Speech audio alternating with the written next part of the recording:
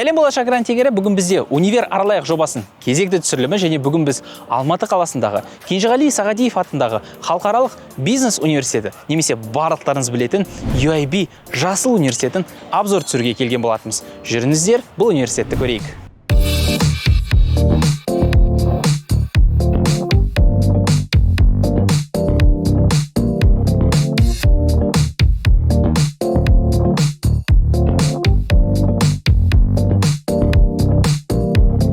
Бүгін бізде UIB университетін обзор түсіруге көмектесетін Ернар есімді екінші курс студенті келіп тұр. Қалайсың, Ернар? Жақсы өзіңіз? Жақсы.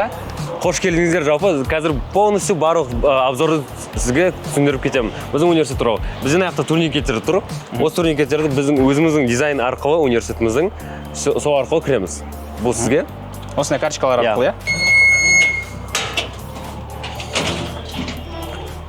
Жүр кеттік. Жүріңіз. Ернар, бізге осы UIB университетінің тарихы жайлы қысқаша әңгіме айтып берсең? Әрине, жалпы біз 1992 жылы бизнес мектеп болып ашылған едік. Небәрі 9 жылдан кейін біз университет статусын алдық. Әр жыл сайын біз аккредитациялар өтеміз. НКОК, НАОК, МОНРК, ЭКЮ Австрия, FIBA сияқты. Осы жетістіктеріміз үшін біз 2015 жылы Қазақстандағы ең үздік бизнес вуз атауын алдық. Әр жыл сайын біз көптеген аккредитациялар өте береміз. Бұл аккредитацияларымыз осы Қазақстандағы высшее образование, соответствует высшему образованию. А международная аккредитация помогает нам, что мы соответствуем европейским стандартам. Осында біздің осы студенттеріміз біздің дипломымыздың көмегімен Қазақстанда ғана емес, шетелде де жұмыс істеуге болады. Керемет. И 2021 жыл соңғы аккредитацияларыңыз болды, иә? Все, керемет, жақсы. Ернар, жалпы өзің жайлы айтып кетсең, қандай курстың студентісің, қандай мамандықта оқисың, өзің жайлы қысқаша ақпарат? Жалпы мен өзім Қарағанды облысының Теміртау қаласынан боламын. Осы UIB университетіне түскен едім. 9 класстан жалпы UIB-ді таңдадым. Қалай десеңіз, жай просто загуглю. Қазақстандағы ең үздік бизнес вуз деп. Өткен 9 класста сол бизнесмен болғым келді. Жалпы UIB шықты. Өзім екінші курс студентімін. Қабылдау комиссиясында жұмыс істегенмін. Қазір осы UIB университетімізде жұмыс істеп жатырмын. Маркетинг мамандығында оқимын. Жалпы қазіргі жұмыс істеп жатқаным сол мамандығым бойынша. Уже практика жасап жатырсың? Практика жасап жатырмын. Пенсионный отчисление жүреді уже 18 жасынан. Жалпы осы университеттің жақсысы бірінші курстан уже возможностьтар береді өзіңізді көтеру үшін, набрать скиллы некоторые. Жұмыс жасап жүрсің, уже оқумен қатар. Жұмыс саған жаңағы оқуға кедергі келтірмей ма? Жоқ. То есть өте ыңғайлы, жұмысыңызбен және оқуыңыз бір зданияның ішінде болғандықтан. Жалпы таңертең келемін, жұмыс істеймін, до обедте уже сабағыма барамын. Түсінікті. Не жайлы айтып берсем, бұл жақта қандай бізде халықаралық бағдарламалар бар, шетелдік университеттермен келісімдер бойынша? Біз енді халықаралық университет болғандықтан бізде 3 халықаралық бағдарламаларымыз бар. Біріншісі бұл Erasmus+. Бұл бағдарлама бойынша сіз қалаған Евросоюз мемлекеттерінде тегін оқи аласыз. Және бұл бағдарлама сізге сол елдің зарплатасының көлемінде стипендия береді. Келесі бағдарлама бұл Академ отқырлық. Бұл бағдарлама енді полностью тегін емес, 50-50. То есть бағдарлама сіздің оқуыңызды төлейді, ал место жительства, перелет студент өзі төлейді. Бірақ енді бұл Erasmus+пен айырмашылығы неде десеңіз, Erasmus+ тек қана Евросоюздың мемлекеттер болса, Академ отқырлықпен сіз қалаған елде оқисыз. Бірақ ең күштісі бұл қос диплом бағдарламасы. Жалпы өзіңіз қалай ойлайсыз? 2 диплом алу үшін неше жыл оқу керек? Кем дегенде 8 жыл. Біздің университетімізде 4 жылда, қалай десеңіз. Мысалы, сіз бізге түсесіз, біздің университетімізге 2 жыл біздің университетімізді оқып, 2 жыл шетелде оқисыз. Сөйтіп 4 жылда сізде сразу 2 диплом болады.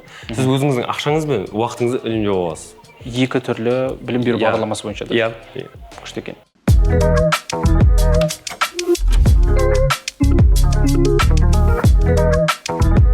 Қазір енді біздің кітапханаға және коворкинг зонаға кірейік.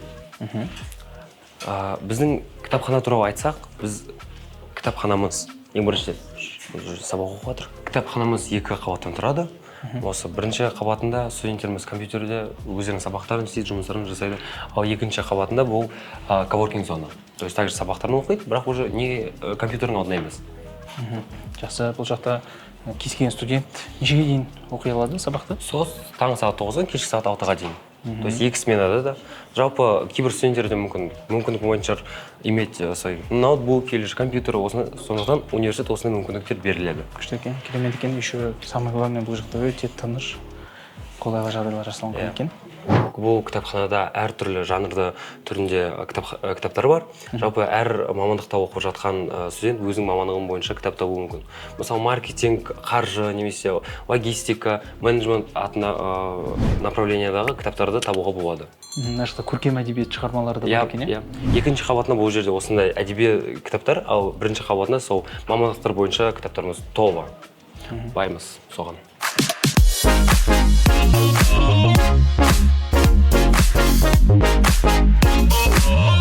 Қазір біз осы UAB университетінің 2-ші курс студенті Аяжаннан шағын интервью аламыз. Аяжан, сәлем. Сәлеметсіз бе? Қайырлы күн. Менің атым Аяжан. Осы UAB университетінің 2-ші курс студентімін. Халықаралық бизнес-логистика мамандығында оқимын. Сонымен қатар мен осы университетке 112 баллмен грантқа түскен болғанмын. Бұл мемлекеттік грант.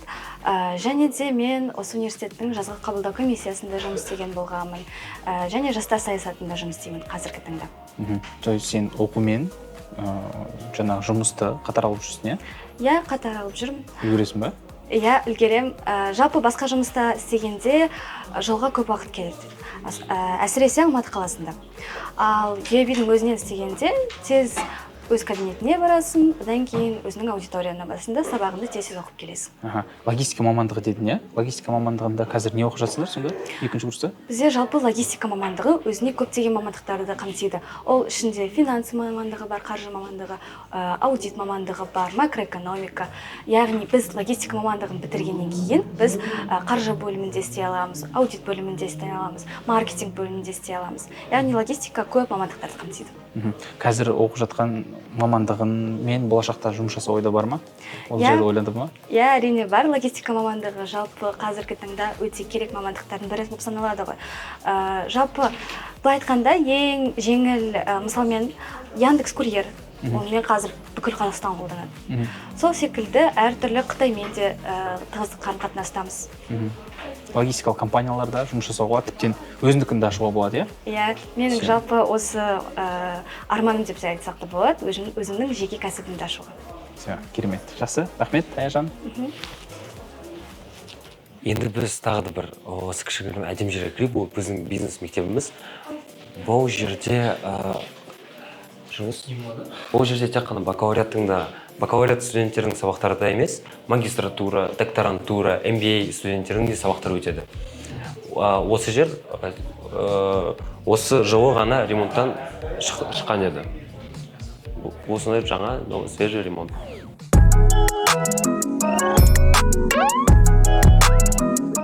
Так, Ернар, өзің енді ары қарай әңгімемізді жалғастырайық. Өзің жайлы университеттің ерекшеліктерін айтқан болатынбыз. Университеттің енді студенттік өмірі жайлы. Біз енді UAB-дің студенттік өмірі өте қызықты деп естіген болатынбыз. Сол жайлы. Жалпы, әрине, UAB туралы студенттік өмір ғана сразу еске ең бірінші келетін студенттік өмір.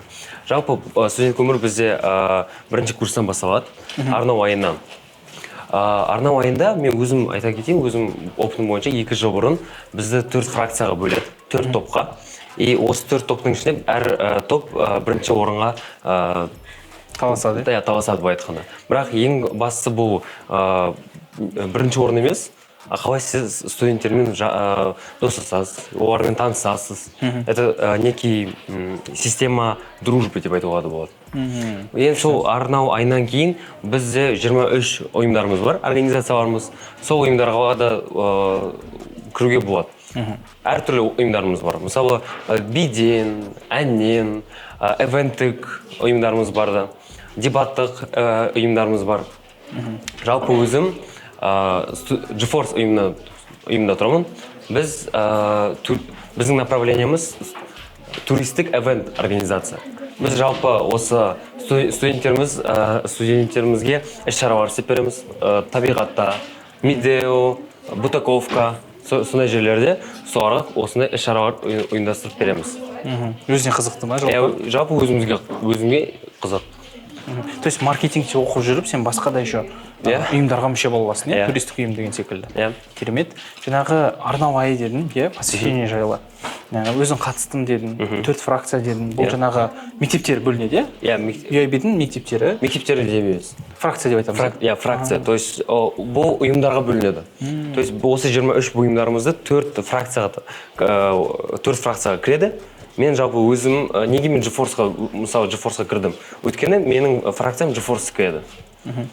Жалпы сөйтіп.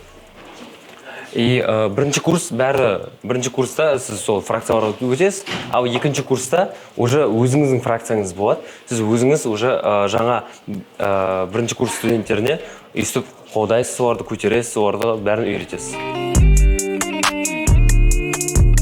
Осы жерде біздің мемлекеттің рәміздері, ал бұл бөлмелерде біздің 5 кафедраларымыз бар. Бұл менеджмент и бизнес, туризм и гостеприимство, финансы и учет, бизнес-информатика және социально-гуманитарные науки. 5 кафедра бар. 5 кафедра бар, және де международный отдел. Енді жүріңіз енді 3-ші этажға біздің мұражайымызды көрсетейік. Жүріңіздер. Жалпы бұл біздің мұражайымыз. Бастапқы айта кететін біздің университетіміз құраған Кенжеғали Сағадиевтің сурет бейнеленгені. Осы жерде осы Кенжеғали Сағадиевтің жетістіктері мен және біздің университеттің де жетістіктері толып жатыр. Мысалы, қарасаңыздар, спорт түріндегі сертификаттарымыз, кубоктарымыз да бар. Біздің осы ұйымдарымыз Enactus халықаралық соревнованиялардан алған кубоктарымыз бен сертификаттарымыз да бар. Жалпы осы біздің барлық дүниеміз, барлық жетістіктеріміз осы мұражайларда қалыптасқан. Бағыттарыңыз қайырлы күн. Мен есімім Алихан, және де мен осы UIB университетіндегі қарастырылған мамандықтар туралы айтатын боламын. Жалпы біздің университетімізде ұбт-да 12 пән комбинациясының ішіндегі 7-еуі қарастырылған. Және де осыларға толықтай тоқталып өтейік. География, биология пәндері бойынша бізде психология мамандығы қарастырылған. Ал география шет тілі пәндері бойынша біздің университетімізде туризм, мейрамхана ісі және қонақжайлық бизнес қарастырылған. Математика, информатика пәні бойынша біздің университетімізде ақпараттық технологиялар мамандықтары қарастырылған. Дүниежүзі тарихы және де шет тілі пәндері бойынша біздің университетімізде халықаралық қатынастар және де дипломатия мамандығы қарастырылған. Ал құқық және де дүниежүзі тарих пәні бойынша біздің университетімізде құқық мамандығы қарастырылған. Шығармашылық пәндері келетін болсақ, біздің университетімізде конвергентті журналистика мен жарнама және пиар мамандықтары қарастырылған. Біздің университетіміз бизнес университет болғаннан кейін география, математика пәндері бойынша бізде 5 мамандық қарастырылған. Оның біріншісі менеджмент және басқару, екіншісі маркетинг, үшіншісі аудит және салық салу, төртіншісі экономика қаржы, бесіншісі көлік қызметтері.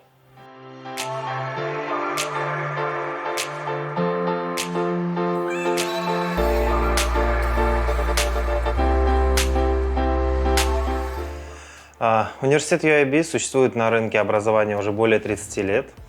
На сегодняшний день мы преподаем для наших студентов более 25 образовательных программ разного направления, бизнес-направления, социально-гуманитарные науки, технические науки, то есть практически во всех областях образования, так или иначе, мы даем образовательные продукты. Что касается стратегического развития вуза, сегодня мы, как и многие зарубежные вузы, ведем большой акцент в сторону искусственного интеллекта, в сторону IT-возможностей. Также для нас не чуждо, это из названия понятно, именно бизнес-направление. То есть на сегодняшний день огромное количество наших выпускников так или иначе становятся успешными предпринимателями, либо у нас очень много работает в государственных органах на высоких должностях наши выпускники. Таким образом, хотелось бы сказать, что UIB сегодня занимается подготовкой квалифицированных кадров, настоящих профессионалов на рынке труда и делает большой акцент на студенческую жизнь для наших студентов. Почему? Потому что за 3 либо 4 года обучения в нашем университете наши ребята получают не только хорошее качественное образование, не только практику, как казахстанскую, так и международную, но и яркую, насыщенную социальную, студенческую, молодежную жизнь. На сегодняшний день мы стоим на этапе подписания меморандума с GeoOnline. На самом деле мы очень заинтересованы в этом. Почему? Потому что выпускники, слушатели именно GeoOnline, они отличаются высокими баллами ЕНТ, они отличаются высокими показателями интеллектуальных способностей своих. И это и есть те самые ребята, с которыми мы бы хотели работать. Это те самые студенты, с которые потом, получая знания университета международного бизнеса, достигают очень больших высот. Бізде мына жерде осы хабарлон тақтамыз бар. Осы тақтада барлық іс-шара бойынша барлық ақпараттар осы болады. Мысалы, қазір бізде UIB Winner деген іс-шара өткізіп жатыр. Біздің студенттеріміз осы университеттің ең атақты студент атауын алады да, сөйтіп 1 миллион теңге ұтып алады. Не істеу керек болады сонда? Осы былай айтқанда бұл конкурс ретінде болады. Бірнеше кезеңдерден тұрады. Мысалы, өз таланттарын көрсету керек болатын шығар. Немесе тағы да логический сұрақтардан. Барлық ақпараттарды, барлық информация сондайларды біздің студенттеріміз осы тақталардан көре алады. Осы біздің университеттің сыртқы ауасы, осы парковка. Жалпы осы парковкада ең күшті мейрам іс-шара өткізіледі, бұл UAB Greenhouse Fest. Осы май айларында өткізіледі. Мысалы, Джах Калиб, Аска Принц, Трувер, Макс Корж, Тима Белорус сияқты күшті артистер келіп біздің осы студенттерімізге және біздің түлектерімізге концерт көрсетіп береді. Осы жерде болады? Иә, осы жерде. Күшті екен. Мысалы, алдыңғы жыл Аска Принц пен Трувер болды. Так, жаңа сен енді концерт бағдарламалар жайлы айттың, әртістер жайлы айттың, бұның барлығы енді қосымша мерекелік іс-шаралар, қызықты іс-шаралар әрине. Енді академиялық тұрғыдан қандай да бір олимпиадалар өтеді ме, ішкі конкурстар өтеді ме, сол жайлы біздің көрермендерімізге, болашақ түлектерімізге айтып берсең. Иә, әр жыл сайын біздің 2 олимпиадамыз бар, бұл Unicorn және Бизон. Ең жақсы біздің олимпиадаларымызда то, что мектептік сұрақтар жоқ. Мысалы, география, Қазақстан тарихынан деген сұрақтарымыз жоқ. Біз тек қана осы түлектеріміздің ішкі потенциалдарына қараймыз, олардың творческий мышлениясына қараймыз. Мысалы, Unicorn олимпиадасында сіз 4, 2 немесе 1 жылға грант ұтып ала аласыз. Ешқандай бір сұрақ тұрмайды. Тек қана логически смотрят на логическое мышление и творческое мышление. Оған кез келген қазақстандық 11 сынып қатыса алады. Бұл республикалық олимпиада. Ал уже Алматының түлектеріне бізде Бизон олимпиадасы бар. Уже атауы айтып тұр, бизнес олимпиада. Бұл жерде біз түлектер өзінің бизнес проекттарын біздің кафедраларға қорғайды. Сөйтіп, қалай қорғаса, сондай грант ұтып алуына болады. 4, 2 немесе 1 жылға ұтып алады, керемет. Сонда жыл сайын осындай 2 олимпиада постоянно өтіп тұрады. Постоянно. Жыл сайын осындай ішкі, бір сөзбен айтқан кезде түлектерге арналған гранттар таратылады, Бізде және де гранттардан да басқа әлеуметтік жеңілдіктеріміз де, және де ұбт балдар бойынша жеңілдіктеріміз бар. Әлеуметтік жеңілдіктеріміз 7%-дан 25%-ға дейін барады. Алуға болады. Ал ұбт балдары бойынша 60 балдан басталып, 10%-ық жеңілдіктен басталады. Жалпы мен өзім 2 жыл бұрын ұбт-ды тапсырғаннан кейін 76 балл алдым. Сөйтіп, документтерімді қабылдау комиссиясынан беріп жатқан кезде маған құттықтаймыз, сізде 15%-ық жеңілдіктеріңіз бар деді. Сөйтіп, бізде жеңілдіктеріміз сол 60 балдан 140-қа дейін, 10%-ық жеңілдіктен 100%-ға дейін жетеді. Керемет екен. Сонымен қатар, көрермендерімізге айта кетейік, болашақ түлектерімізге, талапкерлерге 2024 жылдың бастап сәуірінде және мамыр айларында бізде E-онлайн және халықаралық бизнес университет, яғни UAB университетімен бірге олимпиада өтеді. Соның нәтижесі бойынша E-онлайнның түлектерінің арасында 2 толыққанды 4 жылдық грант ойнатылады. Соған олимпиадаға барлықтарыңызды қатысуға шақырамын. Міндетті түрде қатысыңыздар және осы университеттің грантын ұтып алуға тілектеспін.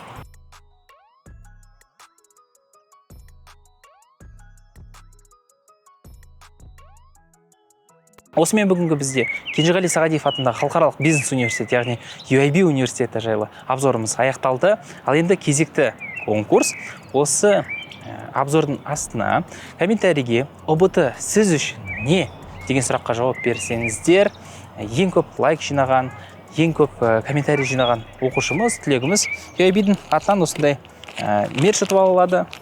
UAB атынан осындай фирменный блокнот және стикер пак ұтып алады. Барлығын бір оқушы ұтады.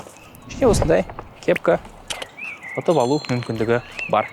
ұбт сіз үшін не деген сұраққа жауап беріңіздер және келесі обзорларда кездескенше сау саламатта болыңыздар.